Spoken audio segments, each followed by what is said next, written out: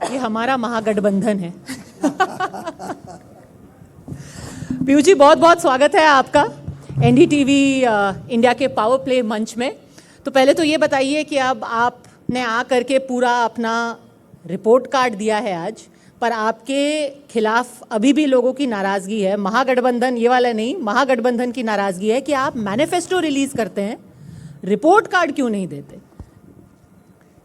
Manifesto release करने का साहस तभी आ सकता है, और वो भी इतना कठोर संकल्प जो एनडीए ने लिया है, जब आपका परफॉर्मेंस उतना ही अच्छा रहा हो। आप देखेंगे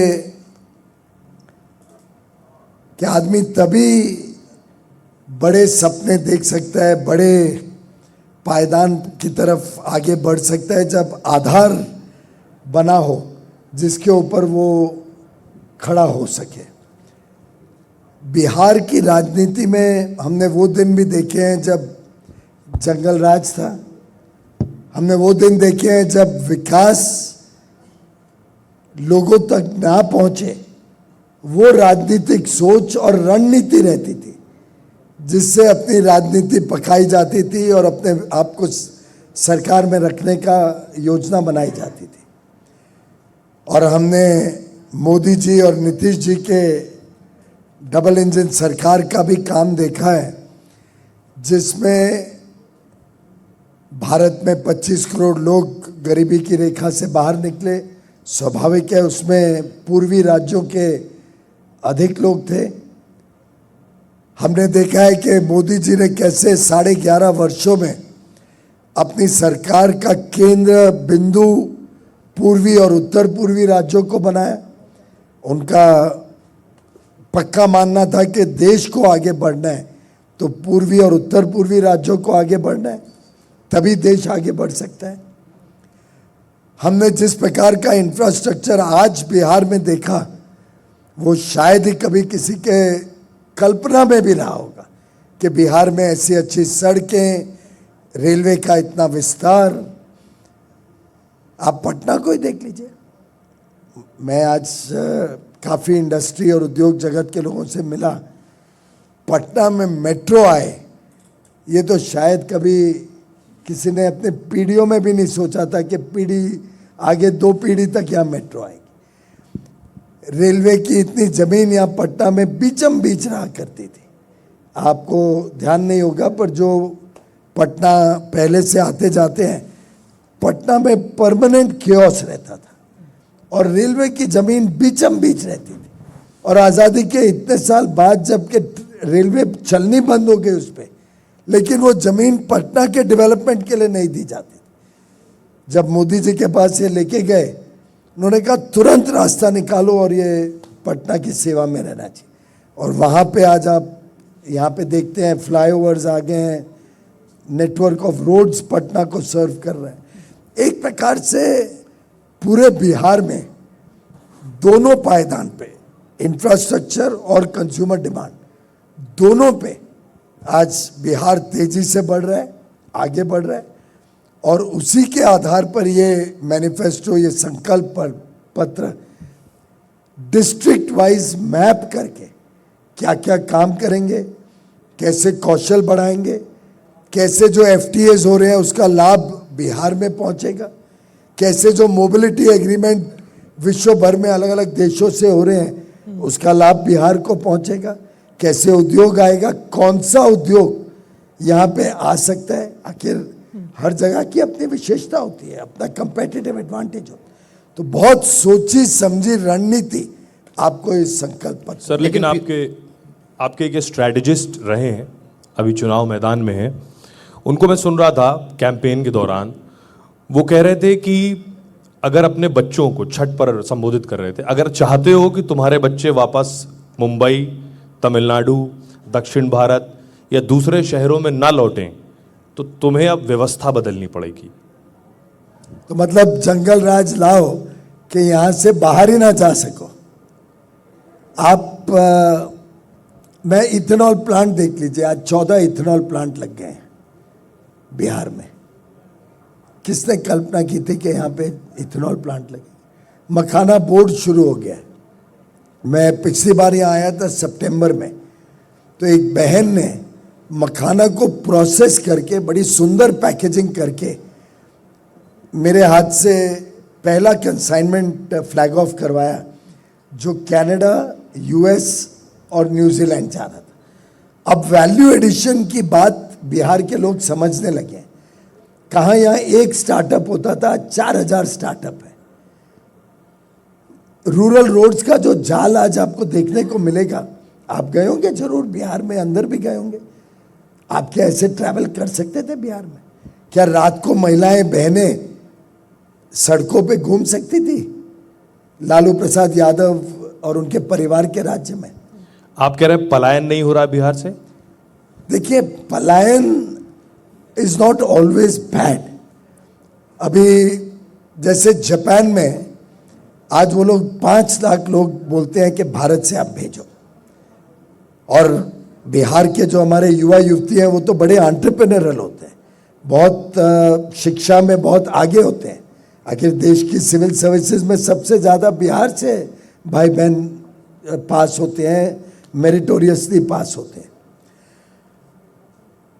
अब अगर इन बच्चों को हमारे मोबिलिटी एग्रीमेंट से जापान में मौका मिलता है, तो क्या वो पलायन को आप बुरा पलायन मानेंगे? क्या अनिल अग्रवाल, वेदांता के मालिक, बिहार के ही हमारे सपूत हैं? आज उन्होंने एक अंतरराष्ट्रीय कंपनी खड़ी की है, हजारों लाखों करोड़ की कंपनी खड़ी की है। वो लाखों लोगों को नौकरी देते हैं देश भर में।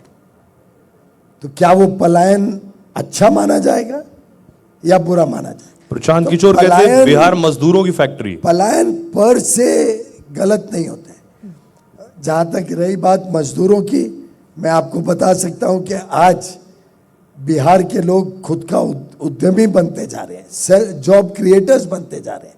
वो जमाना गया जब बिहार के लोग जाके फैक्ट्रियों में काम करते थे या टेक्सटाइल यूनिट्स में काम करते। लेकिन डेटा तो पीयूष जी कुछ और कहता है। डेटा कहता है कि जो पर कैपिटा इनकम है बिहार की वो 66,000 रुपये है, जबकि देश की 1,72,000 रुपये है। जो आपकी जंगल राज की आप बात करते हैं, आंकड़े कहते हैं कि पिछले 1 साल में बिहार में 3,000 से ज़्यादा हत्याएं हुई, 2,903 आंकड़ा एग्जैक्टली। आंकड़े ये भी कहते हैं कि जो पर प्रति लाख जो अपराध दर है बिहार की वो 277 है, जो कि देश में बहुत हाई है। तो आंकड़े तो यही बता रहे हैं कि आप जंगल राज की तरफ भी हैं, और जो आप स्टार्टअप की बात कर रहे हैं, रोजगार देने की बात कर रहे हैं, उसमें भी आप कुछ आंकड़े कुछ और बता रहे हैं। विकास भदौरिया जी जितने अनुभवी पत्रकार अवश्य ये याद कर सकते हैं, याद होगा उनको कि वो जमाने में कोई अपराध हो तो किसकी हिम्मत होती थी पुलिस स्टेशन में जाके दर्ज करने की? लालू प्रसाद यादव के राज्य में कोई पुलिस का शासन ही नहीं था। पुलिस स्टेशन तो चलाया जाता था उनके घर से। आपको याद होगा, अगर किसी की गाड़ी, कोई नई गाड़ी खरीदता था तो फिरौती देनी पड़ती थी। फिरौती नहीं दो तो गाड़ी उठा के ले जाते थे। पुलिस स्टेशन जाओ कंप्लेंट करने तो बोलते थे मुख्यमंत्री कार्यालय घर जाओ, और अगर मुख्यमंत्री घर जाओ लल्लो चप्पो करो लालू जी की, बाकी जो भी और इंतज़ाम करना पड़े वो कर दो, तो आपकी गाड़ी उनके घर पे ही मिल जाती थी। अब ऐसे में पुलिस स्टेशन में जब कोई कंप्लेन ही नहीं कर सकते थे तो आंकड़े क्या बताएंगे उस समय के? तो सच्चाई तो ये है कि आज जिस प्रकार से सब लोग घूमते हैं, बाहर बहनें निकलती हैं, काम करती हैं, जिस प्रकार से किसानों की आमदनी बढ़ी है, जिस प्रकार से आज बहनें लखपति दीदी बन रही हैं, अपने पाँव पे खड़ी हो रही पीयूष जी, हैं। ये उपलब्धि गिनाते हुए आपको 10 साल हो गए हैं। अब ये इसी उपलब्धि पर आप फिर से वोट मांगेंगे, और उसमें मैं आगे एक और- कैसे बढ़ेगा बिहार? एक और आंकड़ा इसमें जोड़ना चाहती हूँ। आपने कहा कि पलायन इज नॉट ऑलवेज बैड, पर पलायन कभी अपॉर्चुनिटी के लिए हो सकता है, कभी मजबूरी के लिए भी। क्योंकि ये इकोनॉमिक सर्वे जो 2025 का है उसका मैं आंकड़ा कोट कर रही हूँ। ओवरऑल अनएम्प्लॉयमेंट 3.4% है, जो कि नेशनल एवरेज के ऊपर है। हमारा नेशनल एवरेज है 3.2%, बिहार का अनएम्प्लॉयमेंट है 3.4%। ये लोग इसलिए पलायन कर रहे हैं बिहार से अभी भी क्योंकि यहाँ पर अपॉर्चुनिटी नहीं है, अनएम्प्लॉयमेंट हाई है। क्यों? आपको परिप्रेक्ष्य में देखना पड़ेगा। कि पहले अनएम्प्लॉयमेंट रेट क्या था और आज क्या अनएम्प्लॉयमेंट रेट है। पहले अगर भारत का अनएम्प्लॉयमेंट रेट X होता था तो बिहार और हमारे पूर्वी राज्यों का, उड़ीसा हो, झारखंड हो, पश्चिम बंगाल, वो 2.5x होता था, 2.5 गुना ज्यादा। क्योंकि आज बिहार में अवसर मिल रहे हैं, आपको मैं ये बता सकता हूं, आप देश भर में सर्वे करा लीजिए, लोगों को लेबर नहीं मिलती आज, क्योंकि लोगों को आज यहीं पे काम मिल रहा है, लोग बाहर नहीं जा रहे हैं। आज जो पहले चले गए हैं, लालू जी के राज्य में जो परिवार चले गए, वो तो कई परिवार ऐसे पीढ़ी दर पीढ़ी अब बाहर ही हैं। आज का युवा यहाँ से नहीं जाता है, आज का युवा यहाँ पे आमदनी करता है, अपने खुद की आमदनी करता है, व्यापार करता है, यहाँ नौकरी के साधन बन रहे हैं। आज आप फार्मर्स को पूछ लो देश भर में, उनको लेबर नहीं मिलती है। फैक्ट्रियों में, मैंने खुद जब फैक्ट्री शुरू की थी आज से 40 साल पहले, तब हमारी फैक्ट्री में बिहार का लेबर आया करता था। आज आप फैक्ट्रियों में जाओ, कोई बिहार का लेबर युवा नहीं मिलेगा। पीयूष जी, स्वरोजगार तो ठीक है, लेकिन नौकरियों की कमी है बिहार में, और इसलिए आपको भी अपने घोषणा पत्र में 1 लाख नौकरियों का वादा करना पड़ रहा है। 1 करोड़, सॉरी, और अंडरमाइन मत करिए। और महागठबंधन तो 3 करोड़ 5 करोड़ नौकरियों की बात कर रहा है। नौकरी कैसे देंगे? इंडस्ट्री कैसे आएगी? महागठबंधन कह रहा है कि मैं 2.5 करोड़ सरकारी नौकरी दूंगा। अब विकास जी, यहाँ के बजट का साइज आपने देखा होगा। नीतीश जी के आने के बाद जो बजट 13 गुना बढ़ा है, वो बजट को भी देखें अगर, तो उसके 25 गुना भी बढ़ जाए, तब भी आप 2.5 करोड़ लोगों को सरकारी नौकरी नहीं दे पाओ। हमने जो कहा है वो करने लायक काम का है। हमने कहा है कि 1 करोड़ नौकरियां, इसमें सरकारी नौकरियां भी हैं, केंद्र सरकार की नौकरियां भी हैं, इसमें निजी क्षेत्र की नौकरियां भी हैं। एक प्रकार से एक प्रैक्टिकल वादा जो पूरा किया जा सके, जिसमें एग्री प्रोसेसिंग का बड़ा योगदान होगा, किसानों की भी आमदनी बढ़ेगी और हमारे युवा युवतियों को भी काम मिलेगा। हमने डिफेंस, यहाँ पे मैन्युफैक्चरिंग आए, उसका प्लान बनाया है। हमने प्लान बनाया है कैसे यहाँ पर टेक्नोलॉजी कंपनीज आए। हमने प्लान बनाया है कैसे यहाँ पे इंडस्ट्रियल पार्क लगे। गया में हमारा इंडस्ट्रियल पार्क का काम शुरू है। आगे चल के और कम से कम 5 और इंडस्ट्रियल पार्क यहाँ पे लगे। ये मैं सितंबर में आया था, तब मैं घोषणा करके गया हूँ। 100 इंडस्ट्रियल पार्क हमने केंद्रीय बजट में जो अनाउंस किए हैं, उसका बिहार में भी हम इंडस्ट्रियल पार्क लगाएंगे। तो मैं समझता हूँ ये डबल इंजन की जो सरकार है, ये एक प्रकार से सशक्त बना रही है। पीयूष जी, एक सेकंड, ये इंडस्ट्रियल पार्क की क्योंकि आपने बात की, 20 सालों में मैं चेक कर रही थी, आपके 94 इंडस्ट्रियल पार्क बने हैं। अब आपने मैनिफेस्टो में बोला है कि अगले 5 साल में आप 380 इंडस्ट्रियल पार्क बनाएंगे। ये तो वही हो गया ना जो आप महागठबंधन पे इल्जाम लगा रहे हैं कि आप बड़े बड़े वादे कर रहे हैं। जब आपने 20 सालों में 94 पार्क लगाए, तो अब आप अगले 5 सालों में 380 कैसे लगाएंगे? इसलिए हो सकता है क्योंकि जब आधार खराब हो, आखिर हमने जब शुरुआत की थी तब तो यहाँ पे अराजकता चलती थी, एकदम लॉलेसनेस था। जो जंगल राज लालू जी के नेतृत्व में इस प्रदेश ने देखा है, तब कौन आके बहन यहाँ पे फैक्ट्री लगाता, आप सोचिए जरा। Tell me any sensible businessman जो उस समय में यहाँ पे आके फैक्ट्री लगाता। लेकिन पीयूष जी, हमने यहाँ की लॉ एंड ऑर्डर सुधारा, हमने यहाँ का इंफ्रास्ट्रक्चर सुधारा, हमने यहाँ पे लोगों को सशक्त किया। यहाँ का आमदनी बढ़ी लोगों की, तो डिमांड बढ़ी, डिमांड बढ़ेगी तभी तो आके यहाँ पे कोई उद्यमी फैक्ट्री लगाएगा। वो फैक्ट्री क्यों नहीं लग रही पीयूष जी, इसकी वजह बताइए थोड़ी देर तभी पहले। तो इंडस्ट्रियल एस्टेट बनेगा। इंडस्ट्रियल एस्टेट जब बनता है और भरता है, तभी हिम्मत होती है कि उससे 3 गुना ज़्यादा इंडस्ट्रियल एस्टेट हम लगाएंगे स्टेट में। तो एक प्रकार से प्रोसेस होता है और ये प्रोसेस में हम खरे उतरे, ये प्रोसेस में हमें सफलता मिली है। हमारे कार्यकाल में जो प्रगति हुई है वो बिहार के इतिहास में पहले कभी नहीं हुई। इसीलिए आज ये लोकप्रियता मोदी जी और नीतीश जी की जमीनी स्तर पर देखते। अभी थोड़ी देर पहले उदय शंकर जी आए थे यहाँ पर, स्टार जियो के वाइस चेयरमैन है, उन्होंने कहा कि यहाँ से जो लोग जाते हैं बिहार से निकल के बाहर बहुत अच्छा परफॉर्म करते हैं। आपने वेदांता के अनिल अग्रवाल जी का नाम लिया। बात यह है कि आप यहाँ से निकल के बड़े इंडस्ट्रियलिस्ट बन जाते हैं, लेकिन आप बिहार में इंडस्ट्री नहीं लगा पाते हैं, क्योंकि अभी माहौल अभी भी नहीं है यहाँ पर। अभी भी यहाँ पर माहौल में इंडस्ट्रिस्ट के लिए डर है कि किस फिर चीज़ का से डर है? वैसा दौर ना आ जाए जंगल राज वाला। हाँ, तो वही तो बचाने के लिए हम मैदान में उतरे हैं। तो अब कि इंडस्ट्री वो कैसे आ पुराना जाएगी? दौर नहीं आ जाए, कहीं गलती से भी कोई जनता एक भूल चूक में भी आपके लालू 20 साल यादव और से तेजस्वी 20 साल से यादव और ज्यादा रहने कांग्रेस के की बावजूद अगर डर है भ्रष्टाचार- तो आगे भी ये डर नहीं रहेगा, ये कैसे आप कह सकते हैं? वो इससे नहीं रहेगा क्योंकि बिहार के लोग सबसे ज्यादा राजनीतिक सूझबूझ रखते हैं, और वो ये गलती नहीं करेंगे कि फिर एक बार समोसा राज्य ले आए, फिर एक बार एक ऐसा नेता ले आए जो चारा में भी चोरी करे और नौकरियों में भी चोरी करे। वो गलती बिहार के लोग फिर नहीं करेंगे, इसलिए हमें विश्वास है कि जंगल राज नहीं आए। पीयूष गोयल जी, बिहार के बहुत से लोग मुंबई से आते हैं, बिहार के बहुत से लोग मुंबई जाते हैं, जाया करते थे, अभी भी जाते हैं सर। आजकल मेरा बहुत कम लोग जाते हैं। सर मेरा मैं तो सवाल ये है मुंबई कि का हूं कुछ भाई। तस्वीरें हम देखते मैं हैं तो मुंबई का हूँ जी, इसीलिए मेरा सवाल आजकल आपसे। लोग मिलते नहीं है मुंबई में। सर, जब हम आपके तस्वीरें डिपार्टमेंट ने कितनी स्पेशल ट्रेन चलाई अभी छठ पे? नहीं, वो तो परिवार इतने सालों से वहां पे हैं। मेरे क्षेत्र में कितने बिहार के परिवार रहते हैं उत्तर मुंबई में, अब वो सालों साल से रहते हैं, कोई 25 साल, कोई 40 साल। अब उनके लिए छठ के लिए हम ट्रेन नहीं चलाएं क्या? उनको सुविधाएं नहीं दें?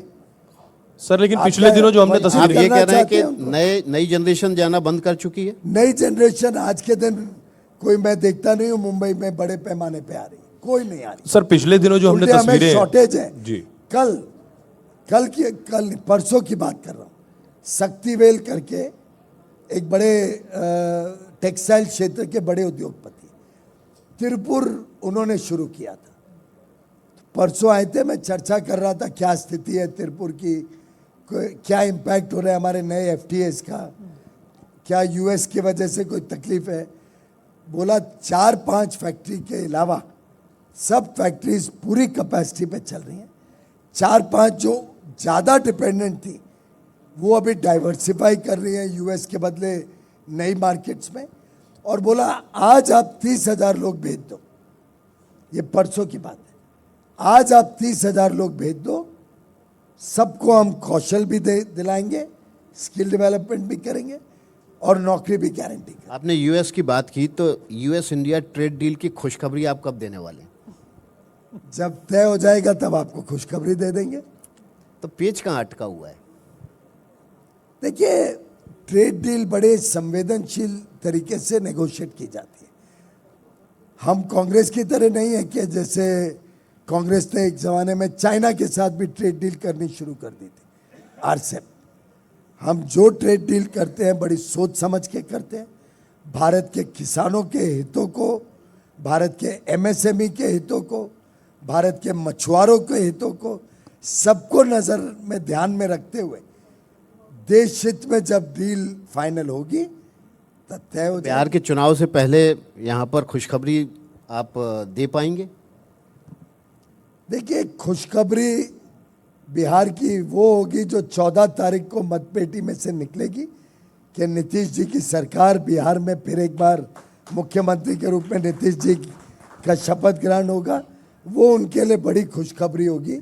यूएस का ट्रेड डील तो अपने आप में हो जाएगी। यूएस ट्रेड डील के हिसाब से हमारी सरकार बिहार का भविष्य उज्जवल नहीं बना रही है, यहाँ का उज्जवल भविष्य नीतीश जी और मोदी जी बनाए। लेकिन नीतीश जी के मुख्यमंत्री को लेकर बड़ा कंफ्यूजन है। कभी कहा जाता है कि विधायक दल का नेता चुनेगा अगला मुख्यमंत्री कौन होगा, कभी ये कहा जाता है कि नहीं नीतीश कुमार होंगे। आपने कहा कि नीतीश कुमार फिर से शपथ लेंगे। मुझे लगता है कि आपने शायद मिस कर दिया है। मेरे बाद अमित भाई आने वाले हैं यहाँ पे, तो उन्होंने बहुत स्पष्ट रूप से, सार्वजनिक रूप से कहा है कि ये प्रदेश की सरकार नीतीश जी के नेतृत्व में बने, उसके लिए हम ये चुनाव में एनडीए मैदान में उतरा। अच्छा, आपने नीतीश जी की बात की तो एक मैं इसका फॉलो अप पूछना चाहती हूँ। मैंने देखा पिछले 24 घंटे में अचानक से एक बाढ़ सी आ गई है कि जितने नेता एनडीए के हैं वो कह रहे हैं कि देखिए कल जब बारिश हो रही थी तो तेजस्वी यादव पटना में बैठे थे पर नीतीश जी 7 रैली कर रहे हैं, 9 रैली कर रहे हैं, सड़क से जा रहे हैं, कार से जा रहे हैं, और आज उन्होंने एक वीडियो भी रिलीज कर दिया। कहीं ऐसा तो नहीं है कि ये जो महागठबंधन का हमला हम तो था, सच्चाई बोल रहे हैं। बट सर डिड तो इट गेट अंडर सच्चाई योर आपके स्किन? सामने। क्योंकि ये बड़े टाइम से बोल रहे हैं, बट क्या ये थोड़ा बहुत हिट होम करने लगा था कि पद्मजा जी, अचानक डैमेज कंट्रोल हुआ? आपको पूरी सच्चाई से कोई तकलीफ तो नहीं है ना? क्यों मैं अभी अभी ब्रोकन न्यूज का सीरियल खत्म करके आया हूँ। कुछ ही दिन पहले मैंने देखा उसका सेकंड सीरीज। तो मुझे लगता है कि सच्चाई हम रखें देश के सामने और प्रदेश के सामने, वो हमारा दायित्व है जितना आपका भी दायित्व है।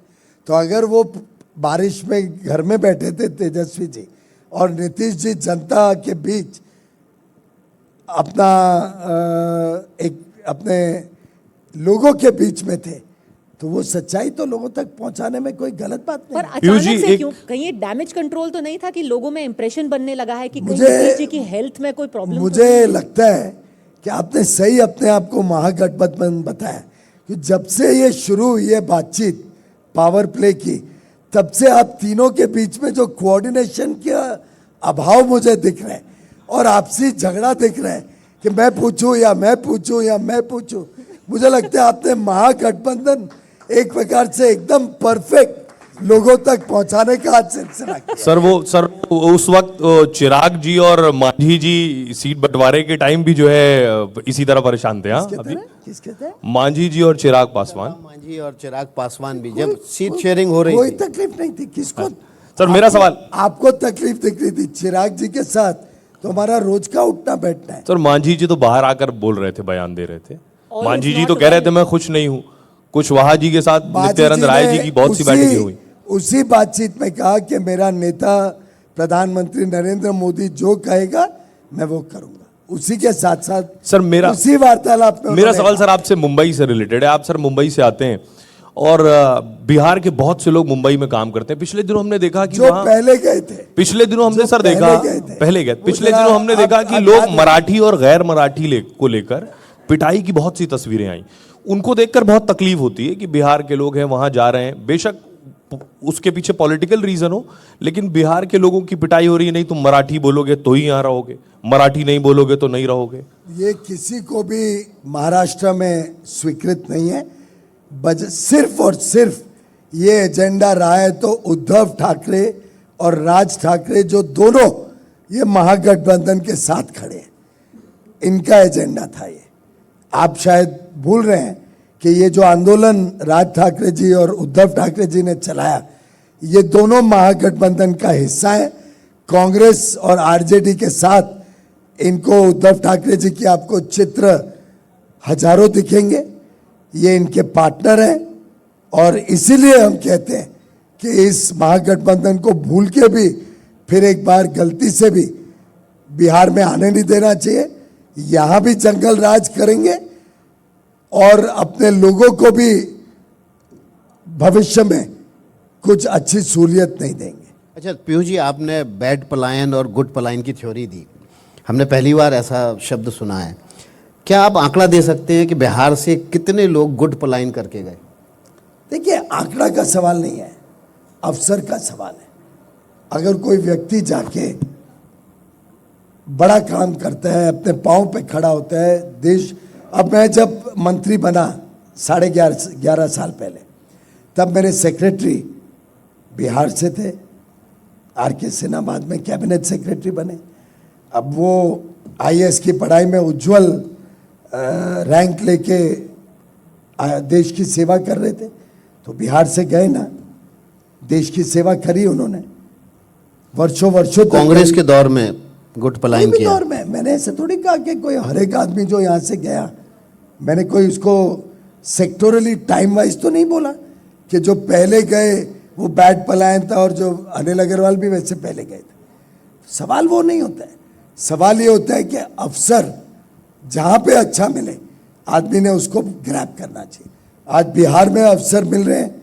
आखिर इंफ्रास्ट्रक्चर इतना डेवलप हुआ बिहार में, रेलवे आ रही है, हाईवेज आ रही है, रूरल रोड्स आ रही है, नल से जल पहुंच रहा है, गरीबों को मुफ्त में घर मिल रहा है, ये सब चीज़ों में अवसर आते हैं ना, देयर इज अपॉर्चुनिटी, लोगों को काम मिलता है, रोजगार मिलता है, नौकरियां मिलती हैं। आखिर जो जब इंफ्रास्ट्रक्चर क्रिएट हो रहा है तो लोग काम करते हैं ना उसमें। पर अगर माइग्रेशन के हम आंकड़े देखें, देखिए अब हमने सामंजस्य बिठा लिया है तो अब माइग्रेशन के आंकड़े थोड़ा देखें, लेट हो गया, अब हम लेट जॉइंट हो गया। मैनिफेस्टो रिलीज कर रहे हैं। लेट हो गए आप, सामंजस्य बनाने में लेट हो गए, जनता ने अपना मन बना लिया है। तो 2010 में 1.2 मिलियन लोग थे जो बिहार से हर साल नौकरी की खोज में जाते थे बाहर, पलायन जो होता था।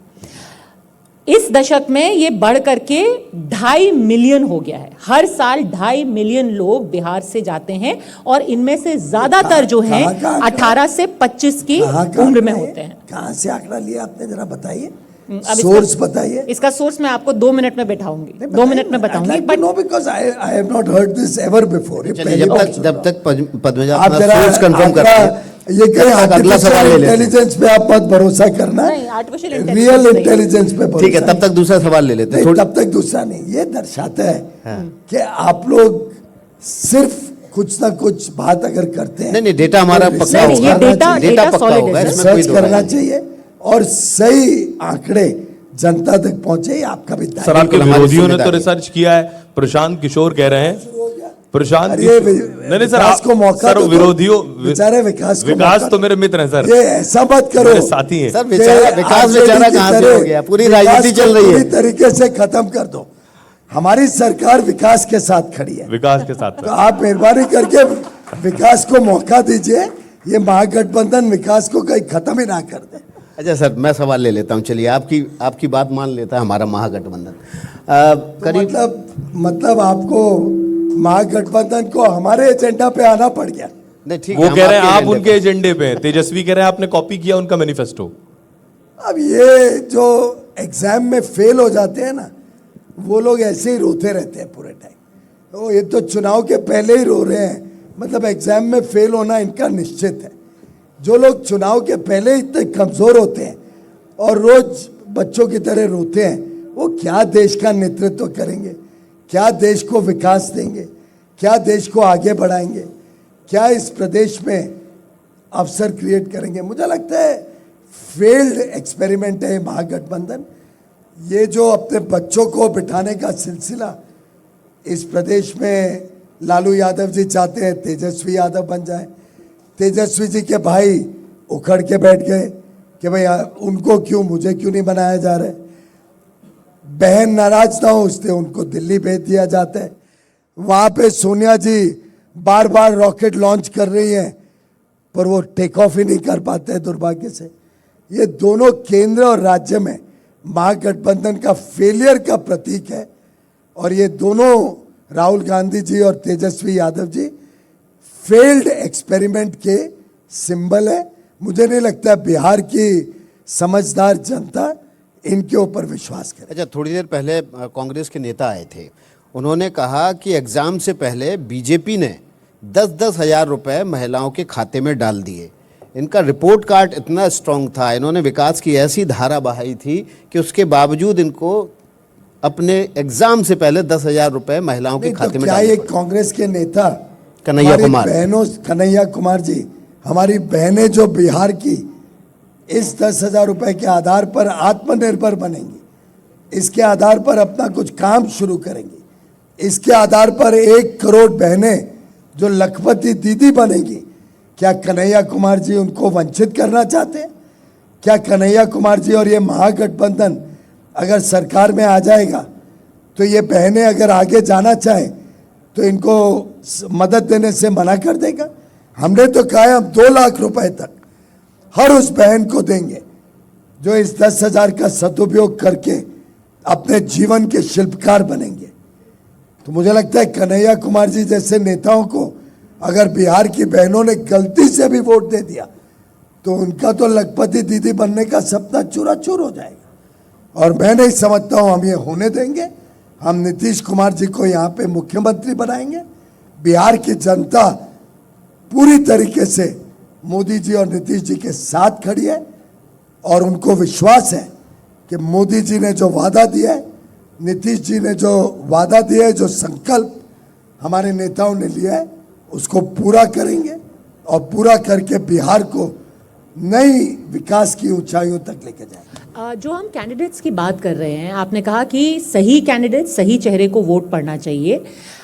आपका जब एजेंडा फॉरवर्ड लुकिंग है, महिला सुरक्षा का है, तो क्या ऐसी मजबूरी है कि अभी भी अनंत सिंह जैसे बाहुबली को कैंडिडेट के तौर पर जेडीयू को उतारना पड़ता है? और श्योर आप ये कह सकते हैं कि बाकी पार्टी से भी आ रहे हैं, पर ये क्लीन अप कब होगा? मैं ये नहीं कहूँगा कि बाकी पार्टीज ने क्या किया क्या नहीं किया।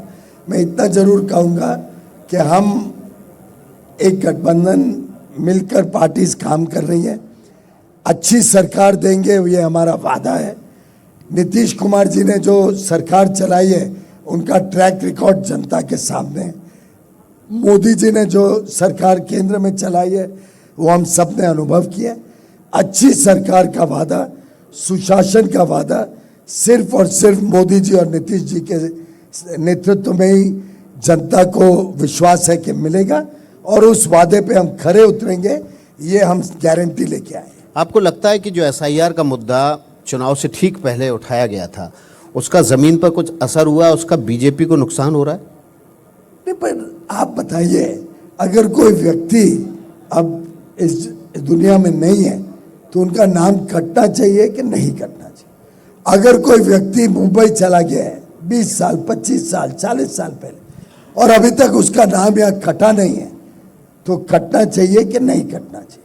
अगर कोई व्यक्ति भारत का नागरिक नहीं है तो क्या उसका वोट रहना चाहिए या कटना चाहिए? ये बिहार की जनता तय कर ले। क्या वो चाहते हैं कि घुसपैठी आके इस प्रदेश में राज करें? क्या वो चाहते हैं कि घुसपैठी जिसको चुने, लालू यादव, तेजस्वी यादव, कांग्रेस के नेता, क्या घुसपैठियों के आधार पर चुन के जीते जाएं और वो इस प्रदेश में राज करके फिर से जंगल राज बनाए? क्या बिहार की जनता ये चाहती है? आखिर इलेक्शन कमीशन हर कुछ वर्षों में इलेक्शन रोल को क्लीन अप करता है, और इस बार टेक्नोलॉजी की भी सहायता मिली है उनको। टेक्नोलॉजी की सहायता से जो सही माने में यहाँ पे वोट देने के लिए एलिजिबल है, उनको वोट, किसी का भी वोट कटा नहीं है। कोई 4 आदमी खड़े कर दो, 4 महिलाएं खड़े कर दो सामने, जो एलिजिबल है, जिनका वोट कटा है, वो तो एक भी नहीं खड़ा कर पाए। इलेक्शन कमीशन बार बार बोल रही है प्रमाण दो। ये सिर्फ भाषण देना या आंदोलन करना या झूठ फैलाने की कोशिश करना, उसके आधार पर नहीं जनता भ्रमित होने वाली है। पीयूष जी, आखिरी सवाल कि आपके करीबी रहे प्रशांत किशोर कह रहे हैं आपने नीतीश राज देख लिया, लालू राज देख लिया, वो कह रहे हैं अब मुझे भी मौका दीजिए। बहुत से लोगों ने यहां दिल्ली वाला केजरीवाल भी मान रहे हैं। मुझे लगता है आज जो स्थिति है उसमें वो रेस में भी नहीं है। स्वयं जो नेता इलेक्शन लड़ने का भी साहस नहीं करता, उनका भविष्य तो हम सब अनुभवी हैं। आप पत्रकार के रूप में, मैं राजनीति के रूप में, जिसमें इतनी हिम्मत नहीं है कि एग्जाम में बैठ के टेस्ट हो सके, वो कहाँ जाके कोई इम्पैक्ट कर सकता है? तो he is not a factor in this election at all. चलिए, बहुत बहुत शुक्रिया। जाने से पहले एक नंबर देते जाइए। महागठबंधन हाँ, तय कर ले भाई। महागठबंधन के लिए एक नंबर दे दीजिए, नंबर कितना तो आएगा आपको बताना है। महागठबंधन का और कितना आएगा एनडीए का? मुझे लगता है कि जो परिस्थिति जमीनी स्तर पर दिख रही है, जिस प्रकार से उत्साह है बिहार के लोगों में, बिहार की जनता में, जिस प्रकार का काम हुआ है गत वर्षों में, जो लोगों को अनुभव हुआ, जो लोगों के घर तक पहुंचा, आखिर मुफ्त घर गरीबों को मिला है, नल से जल गरीबों के घर तक पहुंचा है। 80 करोड़ लोगों को देश में जब मुफ्त में अनाज मिलता है तो बिहार के हर गरीब को मुफ्त में अनाज उनके घर तक मिलता है, और कोविड में तो 2 गुना मिला। जब आयुष्मान भारत से मुफ्त में इलाज बिहार के गरीबों को, निम्न मध्यम वर्ग तक जाता है, तो वो उसका लाभ अनुभव करते हैं। जब हमारी बहनों को आज शौचालय के लिए खेत में नहीं जाना पड़ता है, हर घर में शौचालय बनता है, मुफ्त में बनता है, और ये सब चीजों में कोई भ्रष्टाचार नहीं होता। ये सब चीजें लोगों को सीधा डायरेक्ट बेनिफिट ट्रांसफर से पहुंचती। जब इंटरनेट आज हर एक बिहार के युवा युवती तक पहुंचता है, रोटी, कपड़ा, मकान, शिक्षा, स्वास्थ्य, बिजली, सड़क, पानी, डिजिटल कनेक्टिविटी, ये सब चीजें आज बिहार के गांव गांव तक पहुंची। चलिए, बहुत बहुत शुक्रिया पीयूष गोयल जी। आपको माफ़ी चाहूँगा, बीच में रोकना पड़ रहा है, मैं समय की बहुत कमी है और हमारे दर्शक हमारे अगले मेहमान का इंतजार कर रहे हैं। थोड़ी देर में गृह मंत्री अमित शाह यहाँ मंच पर होंगे, तो आप टेलीविजन छोड़कर बिल्कुल मत जाइएगा, बने रहिए NDTV पर। और ऐसे ही आप गठबंधन में जो झगड़े चल रहे हैं उसको उजागर करते रहिएगा। बहुत बहुत धन्यवाद। Thank you.